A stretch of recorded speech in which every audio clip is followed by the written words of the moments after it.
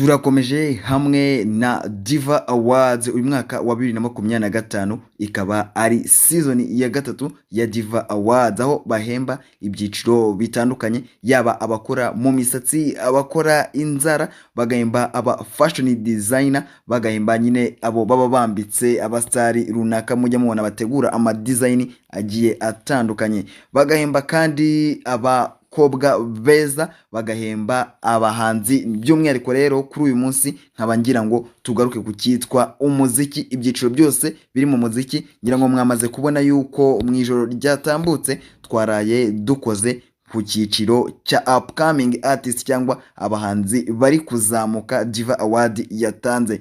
Mbanze mwibutse rero kujya ukanda subscribe, kanda subscribe niba ari ubwa mbere ugeze kuri iwacu topic, kanda subscribe niba aribwo tugiye kubana muri iki kiganiro cyangwa tukaba twabanaga utarakanda subscribe. Rero kanda subscribe kugira ngo nawe umenye neza yuko amakuru nk'aya ngaya uzajya uyabonera igihe. Reka rero mbanze ngusuze, nizere yuko ibintu bimeze neza, ariko unyemerere sininde kubera yuko iki ni ikiganiro tugeze kure.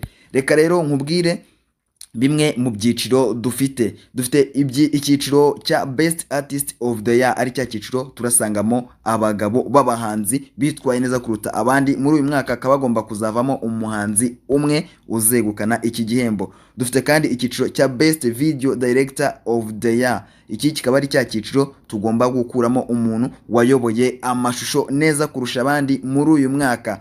Tukagira kandi icyiciro cya best song of the year, aho habamo indirimbo yahize izindi muri uyu mwaka. Dufite kandi icyiciro cya best female artist of the year. Iki ni icyiciro cy'abahanzi kazi bitwaye neza kurusha abandi muri uyu mwaka. Dufite kandi icyiciro cya best traditional cyangwa gakondo artist of the year. Ni cya cyiciro dusangamo abahanzi b'indirimbo z'umuco cyangwa b'indirimbo za gakondo bahize abandi muri uno mwaka wa 2025.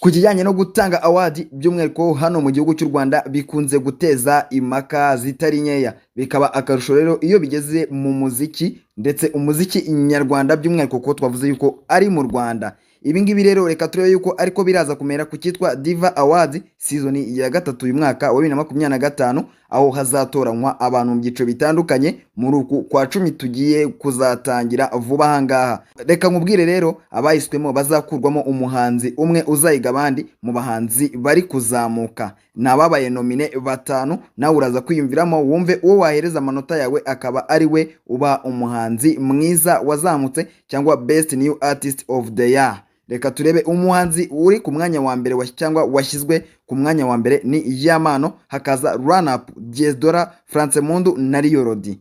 Reka mbagusubiremo ni Yamano, run up Diezdora, France Mundu ndetse na Riyorodi. Kandi na Diva Awards dukomeje turareba icyiciro cya best female artist of the year, aho turareberamo abagore cyangwa abakobwa bitwaye neza mu muziki. Niturangiza dukuremo umwe wenyine tuvuge ngo niwe ubikwiye kuba best female artist of the year. Ese weho wumva umuhanzi kazi wabaye mwiza cyangwa witwaye neza uyu mwaka wa 2025 arinde kuri wowe? Diva Awards rero baguhereza urutonde rw'abahanzi batanu cyangwa abahanzi kazi batanu. Ku mwanya wa mbere bashyira Aline Sano, ku mwanya wa kabiri bashyira Bwiza, ku mwanya wa gatatu bashyira Ariel Ways, ku mwanya wa kane bashyira France Mundu ndetse ku mwanya wa gatanu bakashyira Fifi Raya. Ese weho urumva ari uwuhe muhanzi mwiza wahitamo kurusha abandi muri bano bagore ndetse n'abakobwa bahataniye uyu mwanya muri Diva Awards season gatatu uyu mwaka wa 2025? Nawe wahitamo uwawe, wahitamo uwo wumva ari uwa mbere kuri wowe.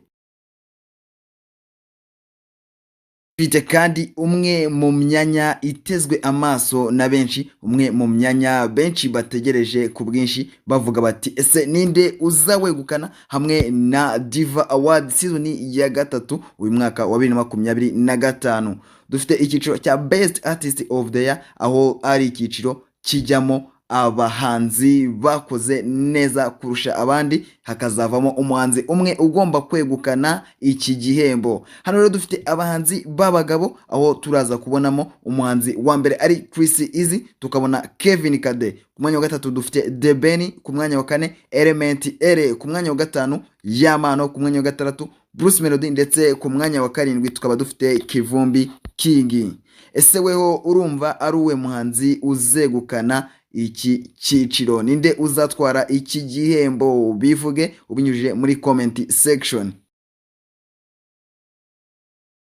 Dufite kandi ikindi cyiciro muri Diva Awards season gatatu uyu mwaka. Dufite icyiciro cya Best Video Director of the Year cyangwa Director w'amashusho wahize abandi muri uyu mwaka. Ku mwanya wa mbere rero tubafite Director Gadi, ku mwanya wa kabiri tukagira Director Faizo, ku mwanya wa gatatu tubafite Director 60, ndetse tukagira Medi Sare, tukagira kandi na AB Godwin. Ese weho urumva ari uwe mu director wahize abandi muri uyu mwaka wa 2025? Niba nawe hari uwo ukunze, nyarukira kuri website ya Diva umutore, cyangwa se uhere nano muri comment wandike ngo n'uyu nguyu, maze ubundi wikomereze. Turarebera hamwe kandi urutonde rw'indirimbo rwatanzwe na Diva Awards. Agomba kuvamo indirimbo imwe izayiga izindi, ikaba ari icyiciro cya Best Song of the Year. Ese weho urumva ari iyihe ndirimbo yabaye iya mbere uyu mwaka? Diva Awards rero bagwa indirimbo ya mbere bakubwira ngo ni Tombe ya Element L, Muraho ya Kid from Kigali ndetse na The Dice Kid. Hariho indirimbo ya gatatu ari Tsunami ya Run Up, hakaza indirimbo bita ngo ya Yamano ndetse na Papa Cyangwe. Hari indirimbo Kikankane ya DJ Python ndetse na Kivumbi King. Ese weho urumva muri izi ndirimbo ari iyihe ndirimbo washyira ku mwanya wa mbere mu ndirimbo nziza zabaye indirimbo z'umwaka uyu mwaka wa 2025? Mwibutsa yuko kandi ukeneye no gutora, wajya kuri www.diva news ukaba wahitamo icyiciro icyo ari cyo cyose ushaka gutoramo, niba ari umuhanzi, niba ari indirimbo, ukaba watora which is the best for you.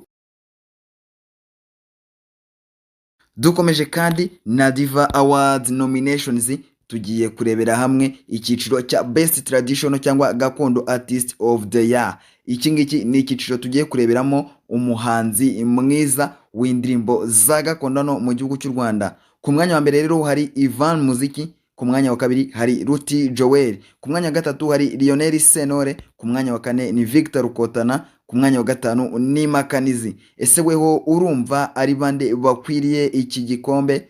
Ese wowe urumva ari bande bakwiriye umwanya wa mbere? Ngira ngo bose urabumvise kandi urababonye, noneho igisigaye ni ukumenya ngo weho ku mwanya wawe wa mbere urahashyira nde wumva wakegukanye iki gihembo.